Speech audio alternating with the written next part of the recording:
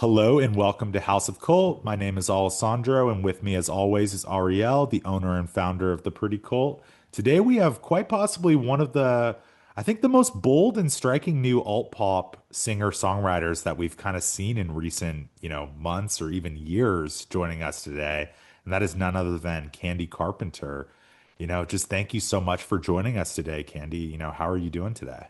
Thank you for having me. I'm always a little shocked to find out just how bold people perceive me to be, considering how shy and awkward I actually am. That's cool. Would you say there's kind of like a juxtaposition, sort of like your art is like this whole other persona, sort of? Yeah, so I'm autistic, and didn't know that when I started writing my first album, Demonology. I knew always there was something a little bit different about me, but I couldn't put my finger on what that was until my ADHD diagnosis, which led to learning more about autism.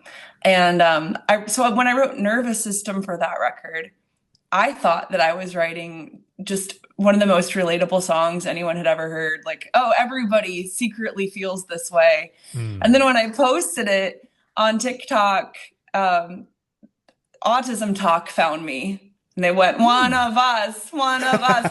That's that's how I knew for sure. And ever since then, I've been kind of grappling with how audiences perceive my honesty, because I just kind of sometimes literally say what I think and feel. And that doesn't feel shocking to me. It feels shocking to me sometimes that more people don't feel empowered to do the same.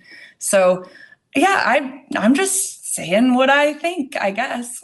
Yeah, absolutely. I kind of want to go back in time a bit, obviously to your origin story. I think your origin story was like pretty crazy to read about, growing up in a touring family gospel group, which is, I mean, undoubtedly, I think pretty worlds away from your current, sound and everything with this project and everything. What was sort of that environment like for you as a kid? And like, I'm sure probably some aspects of that world kind of pushed you towards, rejecting that so boldly within your art. I can imagine that, but also that upbringing was probably your introduction to music and performance, I would imagine, like learning to sing and like the gospel choir. How do you sort of look back on that period of your life and how it sort of led to this? Oh gosh, that's maybe the most loaded question of all, because I'm still actively working a lot of this out in therapy and will be for the rest of my life. I was born a pastor's kid. My dad Mm. was a Christian Missionary Alliance pastor, and he filled the pulpit at other churches. That's why our band traveled so much. The band before I joined was called Heaven Sent. It was my aunts and uncles and grandpa, my mom and dad. Then when I joined, they changed the name of the band to the Carpenters with an Wow. apostrophe S, because quote, we belonged to Jesus. Um, but it was a little confusing. I mean, there was another very popular Yeah. band. Yeah, I was gonna say. I, I remember the conversation between like my mom and dad and grandpa when they were deciding whether or not to change the name, and my dad thought of the apostrophe and he went, I think that's different enough. So I was always on stage, always performing. I didn't realize how literally I was performing in life. Everyone around me in church convinced me that they were so full of the Holy Spirit and that they felt moved whenever they prayed. So I knew I wasn't feeling these things, and I knew something was wrong, like wrong with me again, trying to figure out what that was.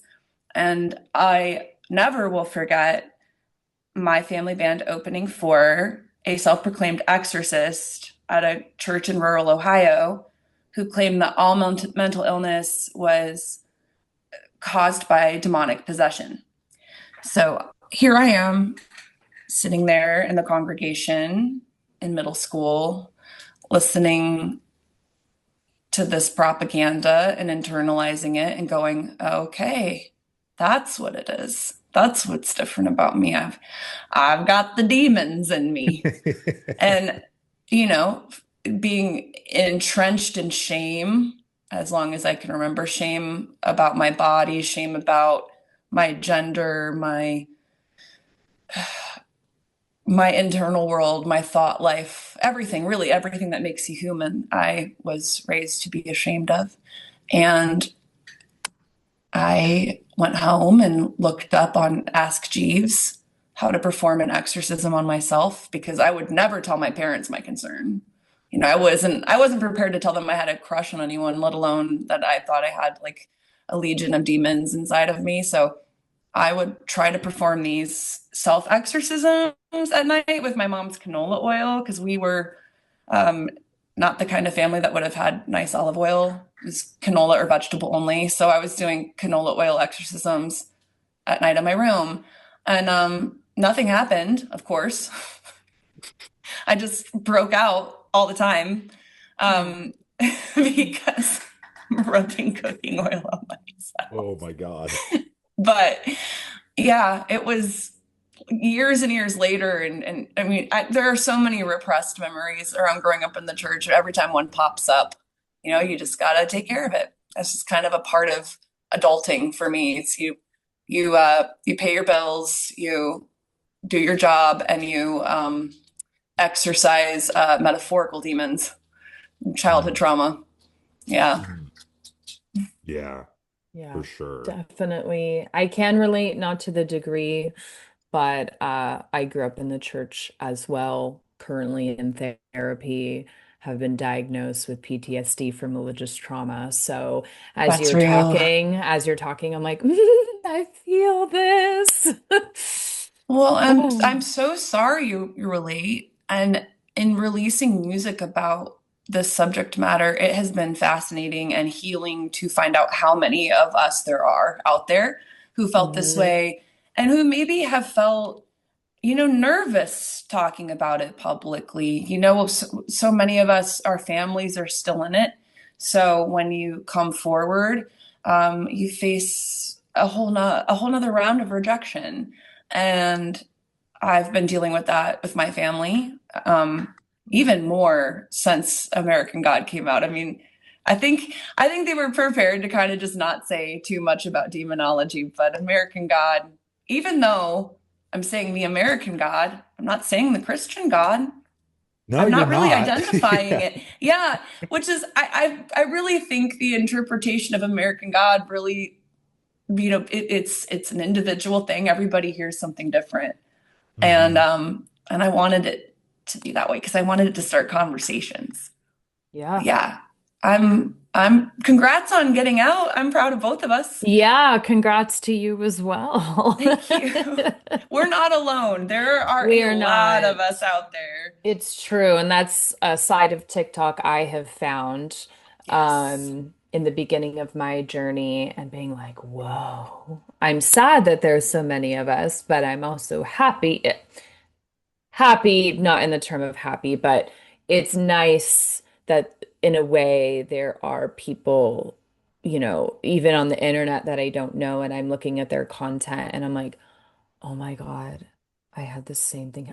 I remember that book, Yeah. or I remember whatever they're talking about. Holy shit, like you said, unlocking the memories that you've either forgotten or probably like trauma blocked away. Hmm. Um, and like finding that area of TikTok has been so nice. And then yes, also I would say even like since we've started this podcast, there's been a handful of artists that have come on here that have had, grew up in the church. There's similar startings, and we've had Hmm. conversations. Like we talk about mental health on this podcast all the time. I feel like sometimes it's half music, half mental health Yeah. podcast. Well, isn't that Uh, really what music is? really, and Yeah. that's, it's so interesting to me that so many of us, and I feel like that was why I was also like immediately drawn to you when I saw your imagery and heard your music. I remember Thank I you. literally texted Alessandra. I was like, okay, we need to get them on the podcast. They're fucking cool. Like, I don't know You're what's going cool. on here and I love it. Well, Um, it's the American God video. I've gotten some comments where people are like, it's chaos. And I'm like, yes, because it's a caricature of America. And I feel like what I'm watching makes absolutely no sense. So I wanted the video to reflect that same like feeling of unease and confusion that we all get when we turn on the news and talk to each other right now. I mean, good yeah. Lord. I don't even, my husband kind of makes fun of me, but in a loving way, but I'm also like, it's true. I don't watch the news ever. And I'm okay with it. He'll be like, babe, you really don't know what's happening. I'm like, I don't. I don't. And I'm okay with that because you know what? It's just bad crap all the time. And I'm not purposely trying to bury my head in the sand, but it just gets to be too much, you know? And it's Yeah, it's kind of. depressing. I used to really love horror movies. I still do, I guess. I do love the horror genre, but I feel like we're living in the horror genre. So lately, I'm just trying to watch a lot of comedy. I need it after watching the news. I need Yeah. something That is just to so look. true, honestly. Yeah, I Yeah. need to laugh sometime. I mean, God, I don't know what to do because I'm always someone that tries to joke about my own trauma. Um, I don't know. There are no jokes to tell about this, but the best I could do was be a mirror and just hold it up. Hmm. Um, the I I got a complaint from a relative. They're just so mad that I said conservatives ew in the song. It's full of conservatives ew, heaven. And that's a lyric from the song. I'm doing a terrible job giving context right now. I'm sorry. Um, but really, that was the line that bothered her the most in the whole thing. And I'm like, why does that upset you so much? And she said, well, it's just mean. And I'm like, well, in 2025, proudly proclaiming that you're a conservative is tantamount to proclaiming that you are a racist. And I said, would you agree that racism is gross and that people should say ew about racism? And she said, well, yes. I'm like, well, then what's offensive about the line? And I'm glad it's making my family talk to me. Yeah. They're hearing me. They're hearing me. They weren't at first. They're pretty pissed, especially about the crucifixion scene. But once again, I said, okay, well, do you believe that Jesus was the only person to be crucified on a Roman cross? And they said, no. I'm like, well, then why do you think that Jesus wore a Burger King crown and an American flag on the cross? Because I don't think that I was really necessarily doing a caricature of Christ. It's a caricature of the way that his followers have portrayed him to the people who don't follow him. Mhm. Um, it's just a caricature of America, and if it offends you that much to see what I see when I look at this country, it probably should. I feel like Hmm. more of us should be offended by the things that we are collectively allowing. And Well said. religion is, in my opinion, the greatest tool of controlling and manipulating people um, into doing the opposite of the very thing it teaches. Well said. Snaps. Kind of going back to the music side of things, I think what's so fascinating is that and especially within the visual world that you've created, you direct, largely all of your music videos, which I think is Yes. super cool. And you seem to have such like a DIY ethos behind your art. Kind of walk us kind of through that creative process and sort of building that visual universe that your music can kind of live in. Thank you for calling it a DIY ethos and not a necessity breeding invention, because that's more Okay. what it is.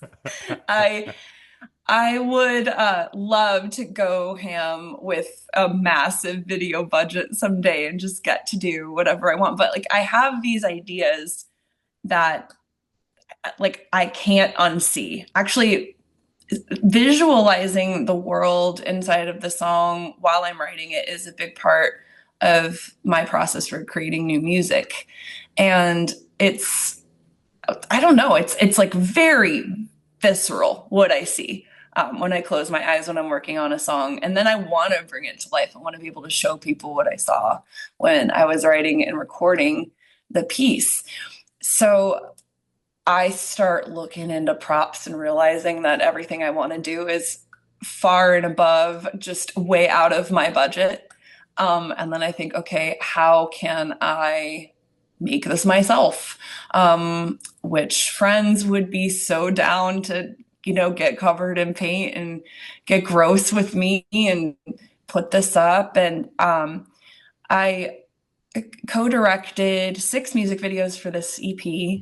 I'm in the process of releasing right now, the first 2 being American God and The Fear of Being Human Remains. There are 4 more coming from this series. We rented a warehouse for a week, built the sets ourselves. I co-directed it with Derek Oxford and Georgia Hutton, and we really did nothing but film and set up these videos. It was 18-hour days. We were so delirious by the end of it.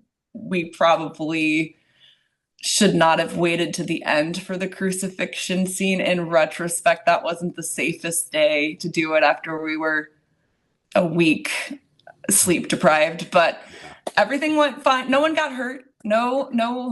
I mean, OSHA certainly would have been pretty disappointed in us, but we did what we needed to do, and we got in and filmed a lot of footage. So editing this sort of mini movie has been fun. All of the videos flow together. I kind of want that to happen for the rest of my career, for every single to have a video that connects to the next.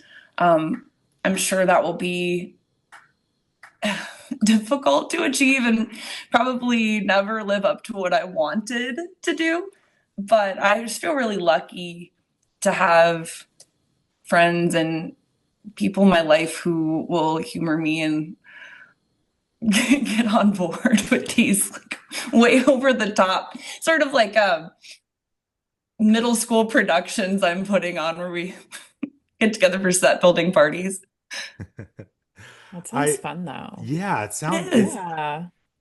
I think obviously like when you see like the American God video, of course, like instantly you're like, whoa, this is wild. Like I can't take my eyes off this. But I think what actually really kind of struck me was the video for The Fear of Being Human Remains as well, too. Like Thanks. sort of how you kind of are weaving behind these kind of like dreamy kind of sequences, but then there's also like a borderline like kind of claymation sort of vibe kind of going on with it. And it's so like mixed media, which is so cool. And I'm kind of curious about that song in particular too, because I feel like this song is kind of showing uh, maybe more so like, whereas American God's like confrontational, this one's a little more introspective and a little more existential and more showing that like kind of personal side to you as well.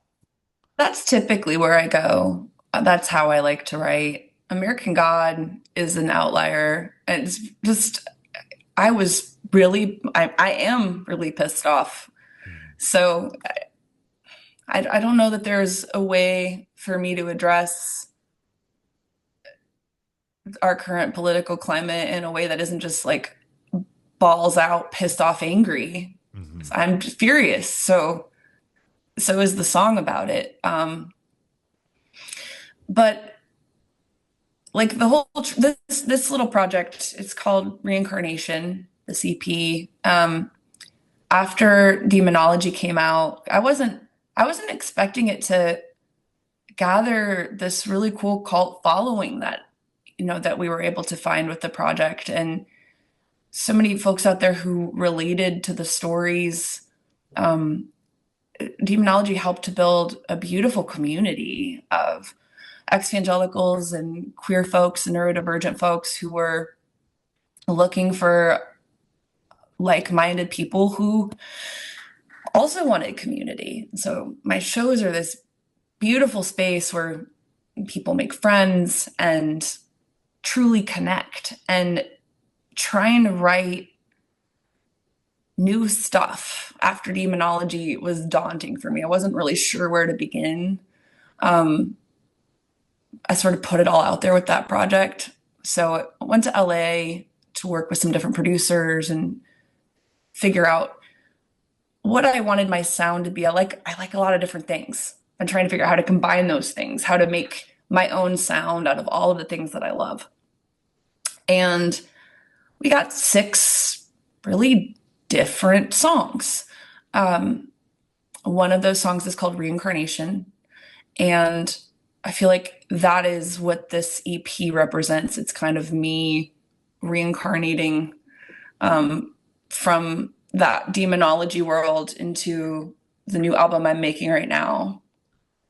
It's the bridge between those two worlds.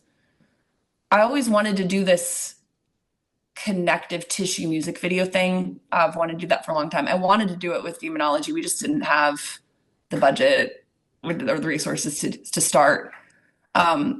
So actually, American God is the last song in the set of 6 when you watch them in order. It was an interesting place to start. We just felt like it, for timing, we needed to put that song out when we did. It was maybe a misleading entry, like a bold introduction to this project because it is so different from everything else. But I'm excited for you to see how the worlds connect and the story that it's ultimately going to be telling. Because I think it'll surprise people. And it's going to be a very cool doorway to the next album. Very exciting. That's awesome. Yeah, that's amazing. Switching gears a little bit, your style is obviously very unique and intentional and expressive, from performances to music video aesthetics. I would love to know what some of your, fashion inspirations are, where you pull visual inspiration from, and kind of how do you build on those creative and, visual looks.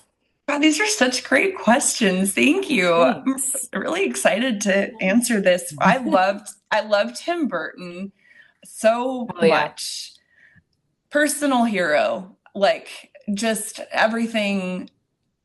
The worlds that Tim Burton builds are worlds that I feel safe inside of. I think Mhm. they're beautiful and dark, but they're not scary. They're Mhm. just they're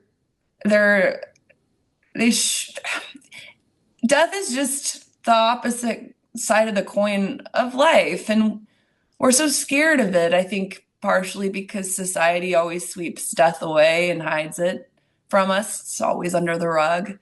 We never we rarely see people die. I know so many people who have never seen a deceased loved one or a deceased stranger. They've never seen that before.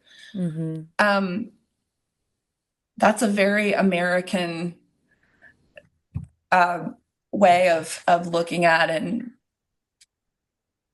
experiencing death. It's just by not experiencing it.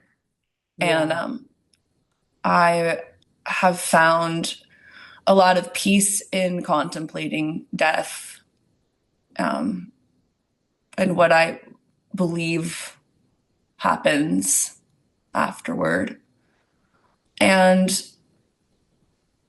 I think Tim Burton's art does that in such a beautiful and approachable way. It makes the prospect of death something a child could consider without, having a nightmare. Um, and because so many of us as adults have not been exposed to death, we all sort of need to, or many of us need to approach it from a childlike place in order to really face it. Hmm. Um, so he's definitely for me a big, just visual and artistic inspiration. I love, I like really, I personally love cringe. I am proudly cringe myself. I don't think there's anything wrong with being cringe. I think it's cringe to have a problem with cringe, personally. So I like I like things that are just like a little odd, like really just niche, um, 90s VHS gems. Hell Like, yeah. yeah, I don't know if you've ever watched Stairway to Stardom on YouTube. If you haven't, No. please look into that ASAP, or like Brenda Okay. Dixon. Just the Welcome to My Home video. I like pulling from like that, or Tim and Eric or Napoleon Dynamite kind of Mm. Mhm.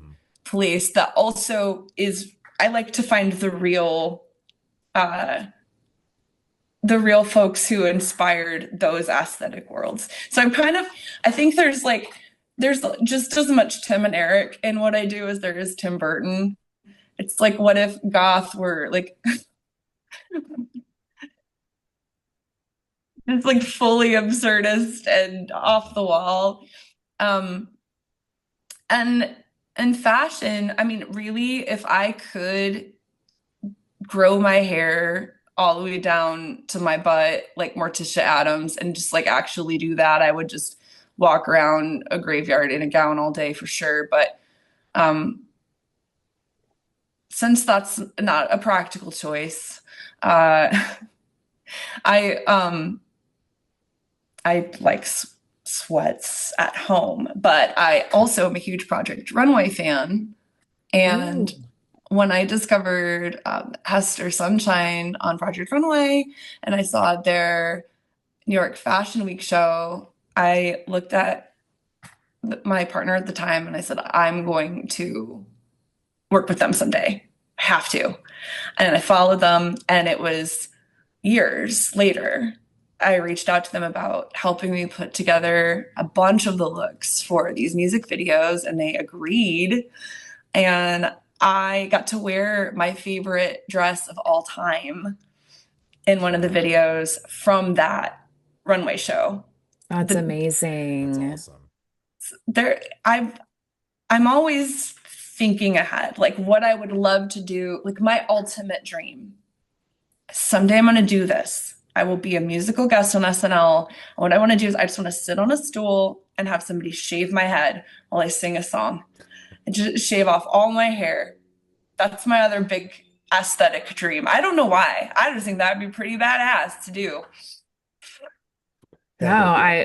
I love it. I love it. Yeah, I'm that type of person too. I'm always like the future. This is what I want. This is what I want. It's like harder. That's something I've had to learn to be more thankful for, is like things that are happening to me in the moment. Yes.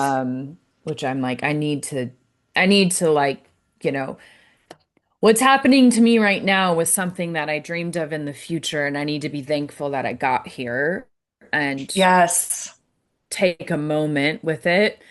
But just who I am and the zodiac signs that are in my chart, I'm like, okay, that's great. We did that. What's the next thing?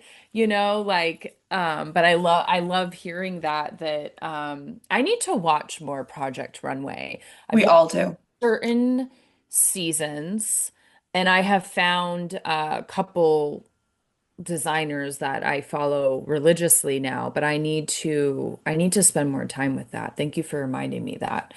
Um, My red flag is that I'm just absolutely sure that I could win an unconventional challenge.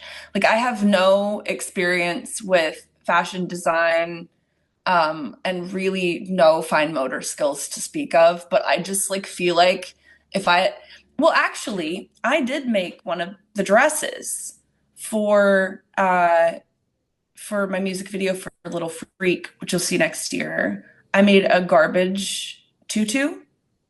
Okay. I Hell did. yeah. We used a lot of garbage in these music videos. We also I made a garbage dress for myself too. You'll see these things. There's a lot of trash. And what I do want you to know, when I was getting ready for the videos, I'm like, okay, I don't want to create more garbage and create more waste to build this garbage world. So I will just start saving all of the recycling in this house and asking my friends to do the same for the next few months. So we had bags of garbage lining the walls of our home to where it did look like an episode of Hoarders. And like people would come over and be like, I'm not hoarding over here. I'm saving up trash for my music video. And they'd be like, that's kind of hoarding though. It's just like short-term hoarding. So yeah, but when we could actually take that stuff to the recycling center after the videos were done, it was a big relief to the cats. They were like, this is not okay. Oh. This is not good. Did I tell you we had Jane Weedlin from the Go-Go's? She played the kind of sexy devil in American God, but she also Really? plays, yeah, she's the BDSM demon. Wow. Okay. Yeah. That's sick. She's also my love interest in the music video for Biblically Accurate Angel, and we made out. So everyone will get to see that next year. I made out with a rock and roll Hall of Fame legend who is a personal hero. It's no big deal. I was just an average day. You heard it here first on the House of Cult podcast. That's amazing. Yes. Maybe Breaking I have a news. pretty big mouth. I might have said that a lot of other places already. I don't know. That's Hi, awesome. Jane. Amazing. Oh my God, I love it. I love it so much. I'm so excited to see all of this upcoming stuff. It sounds absolutely amazing. And I'm excited to see I'm just gonna look at all the garbage and now be like, this was all in their house. Like, I painted every piece of trash. I dang. covered it would I felt like I was losing my mind because when we started, it was George's idea to do this trash world. We were like brainstorming together, um, and we were discussing this, and she's like, "We have to block out every logo," and I'm like, "Oh God!" So we started like I also ran it all through the dishwasher and stuff. Like I was like trying to clean. I'm like, people are going to be in this garbage. I don't want anyone getting an infection, like cutting themselves on a tin Mm. can or something. I'll be real, there were a lot of cat food cans in the mix there, and they had all been washed. Cats eat a lot. Yes, they do. I have Yeah. two of them. Yeah. And one is a food mongrel. Yeah. And I am as well. So, and I Yeah. respect it. Oh my Love it. gosh. Well, we're so excited for this. One final kind of question for you. Obviously, I feel like we talked a lot about it right now, but is there anything coming up that you want fans especially to keep their eyes open for? Okay. Do you watch the show I Think You Should Leave It's my with favorite show Tim of all time. Robinson? Yeah. It's my favorite show of all It's time as it's well. essentially my religion is that show. It's Okay, basically what I same. base my whole life around that show. Oh, no, Yes. no, same. I don't have a personality outside of that show. Yeah, yeah, same here. You might notice it was hard for me to not go outside of that show. Like Yeah. I can't help myself. No, okay, I'm gonna send you an interview I did 2 days ago because I Okay. was here. Wait, hold on. Let me show you what I got in this closet right here. You might recognize this from a little store Is that called Dan Dan. Flashes? It's called Dan Flashes. Yeah, Oh, yeah. oh my And God. uh-huh. Look, I've been saving up my per diem all week to go because when you see a bunch of people outside of a store who look You exactly go like in. you go in. Yes, Yes, you you do. do. Ariel's But probably so confused right now. no, It's but I fine. did this to someone on accident because I was still wearing the shirt. I'm telling this story backwards, but it's already begun. Okay, because you're an I think you should leave person, so you just we get each other. Nothing else needs to be said. Yeah. Um, okay, so first of all, I'm gonna rewind and start from the beginning. I recorded Friday night. Oh, I'm thinking banger. that we Yeah. just might. I I co-own my own record label now, so I am allowed to allocate funds to go in to the studio with a band and spend record label money on recording that song, which I did. And then I went to a graveyard with some of my friends and we made a music video basically just doing the sketch where he sings it, the honk if you're horny sketch. Oh my God. But we needed insert shots. So I was in the backyard dancing around in the Dan Flash's shirt. And I walked right in to do an on camera podcast like 10 minutes later. Oh And I my was very much so I like did the Dan Flash's bit about the shirt in the interview as though it was just like really me saying it because I thought we were on the same page and I thought she was vibe. But in retrospect, I'm not entirely sure that she has seen the show or at least the sketch I was doing. And I, that particular interview, she was so sweet. It is the reason why I just went ahead though and hit it a little bit before this one because I have been in my head. That was a completely sober experience and I humiliated myself by quoting I think you should leave for like 15 minutes. Like I couldn't stop. You know what I mean though, right? Like it takes over a It, conversation.